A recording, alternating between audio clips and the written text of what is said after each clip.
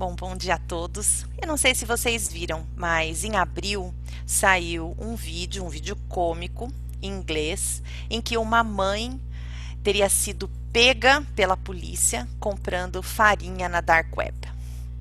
Bom, isso levou a várias discussões sobre a grande procura da farinha, a grande procura do fermento, e eu soube que isso também aconteceu em outros lugares. Em vários lugares do mundo começou a faltar farinha e fermento, especificamente porque tinha começado uma mania de todos de começar a fazer pão. Virou a mania do pão, várias pessoas fazendo pão pela primeira vez, colocando fotos no Instagram. E aí, por que pão, né? Talvez porque pão seja um alimento simples de fazer, algo que tem das receitas mais simples às mais complexas, para que todos possam arriscar. É o tipo de alimento de conforto, né? O tipo de alimento que todo mundo gosta, que remete à infância, que remete a sentimentos sempre muito positivos. Um alimento que todo mundo gosta, né? Algum tipo de pão todo mundo gosta. E ele é um símbolo muito forte em muitas religiões e em muitas culturas, a história do partilhar o pão, do pão representar toda uma categoria de alimentos. Então eu acho que a busca do pão representa também essa busca da união e da partilha, conceitos muito fortes em muitas culturas. Mas toda essa questão com as pessoas voltarem a cozinhar ou começarem a cozinhar pela primeira vez é uma questão que foi levantada pela Rita Lobo, que é uma cozinheira famosa no Brasil, tem programa na TV, já publicou vários livros de receita, e esse é um tema recorrente da fala dela. O porquê que as pessoas passam a cozinhar e passam a ter prazer na cozinha. A pandemia serviu como um laboratório para isso, porque muita gente se viu forçada a ter que começar a cozinhar, porque ficava limitada com as opções que antes estavam disponíveis, que era você comia fora quando estava trabalhando, ou encomendava comida, ou tinha uma pessoa que cozinhava para você. Então agora, quando o núcleo familiar está só ele em casa, essa relação com a comida mudou. Logo no início da pandemia, a gente observava muitos memes, muitas piadas, um medo muito grande das pessoas com engordar. Isso para mim foi um dos sinais das relações das pessoas com os alimentos. Então, um medo que agora que eu estou em casa, eu vou engordar muito. O tempo se passou e pelo menos pelas carinhas que a gente vê nas reuniões do Zoom, aparentemente ninguém engordou o quanto temia engordar. Todos, pelo menos do meu convívio, me parecem iguais.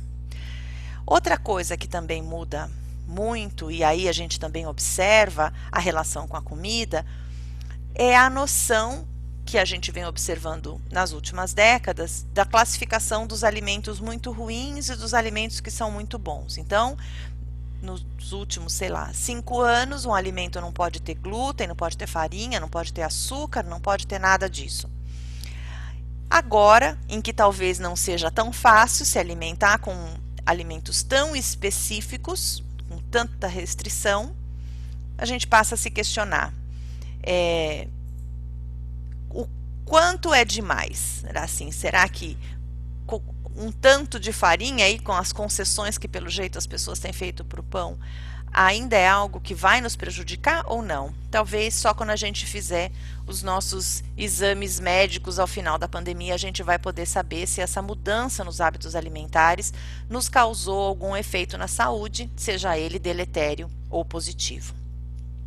Mas voltando a Rita Lobo, que sempre questiona muito a relação das pessoas com a cozinha, por que nós nos afastamos da cozinha nos últimos 40 anos? Muito se dá pela libertação feminina, para as mulheres estarem conquistando outras áreas no mundo e não saindo daquele ambiente da cozinha que era delas até meados do século XX, pelo menos. Só que essa libertação feminina foi uma libertação feminina até a página 2, porque ainda assim as mulheres trabalham e voltam para casa e têm que cuidar da casa e são responsáveis pelos alimentos. Outro ponto também que levou as pessoas a se afastarem da cozinha é o fato da gente ter muito menos tempo, pela vida que a gente leva hoje em dia, presos no trânsito muitas horas, trabalhando nos escritórios muitas horas, a gente chega em casa e tem um número muito pequeno de horas para cozinhar.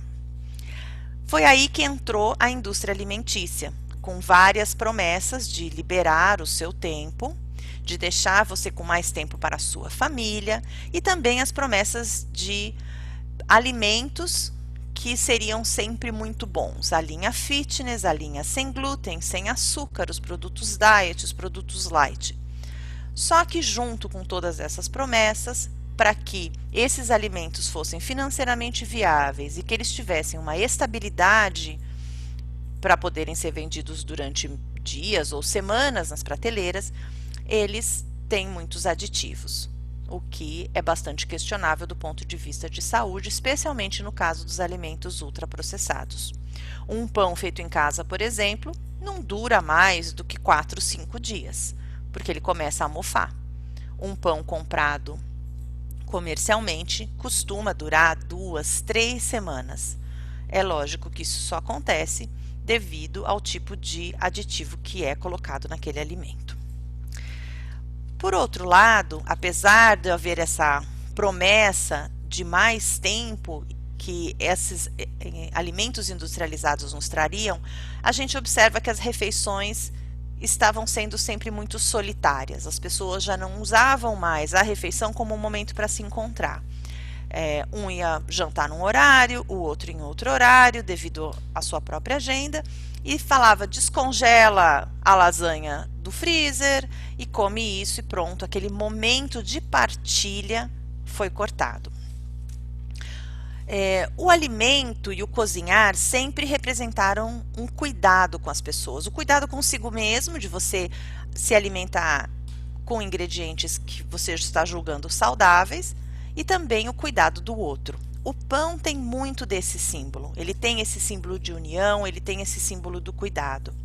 E agora, na pandemia, em que não ficamos mais presos no trânsito, em que o trabalho é todo feito em casa e que a família é só a família, nós necessariamente precisamos, ou muito provavelmente, fazemos as refeições juntas. E isso, dependendo da família, pode ser muito bom ou pode ser muito ruim. Essas relações familiares, elas são muito representadas na cozinha e na casa. Então, o cuidar da casa, o cuidar da cozinha, de quem que é a cozinha, né? Por que que a cozinha, ela ainda é da mulher? Por que que nós ainda não superamos essa noção de patriarcado, de que é só a mulher que deve cuidar da cozinha ou da casa? Ou, para nós aqui, no Brasil, mais especificamente, a gente também pode rever essa relação da cozinha e da casa, considerando o relacionamento aí com os nossos funcionários. Quem tem uma faxineira, quem tem uma empregada, durante esse tempo não teve, porque muito provavelmente dispensou do trabalho. E aí tem toda uma relação que eu não vou abordar hoje, que é a relação casa e senzala, das pessoas acharem que limpar a casa é algo de segunda categoria. Enfim, isso já merece o tema para uma outra palestra. Mas voltando, por que que a cozinha ainda é da mulher? Muitos podem dizer: ah, mas os homens cozinham. Mas na grande maioria das famílias, os homens são chefe ostentação. Ele cozinha no domingo, ele faz um churrasco e certamente isso é instagramável e aparece cheio de fotos e de elogios e de olha que maravilha que ele fez. Em muitas famílias não existe ainda uma boa divisão e um bom equilíbrio nas tarefas do lar e especialmente na cozinha. Temos que lembrar que no caso do Brasil, metade dos domicílios é majoritariamente sustentado por mulheres, sejam domicílios onde há casais ou onde só a mulher é que é a chefe da família.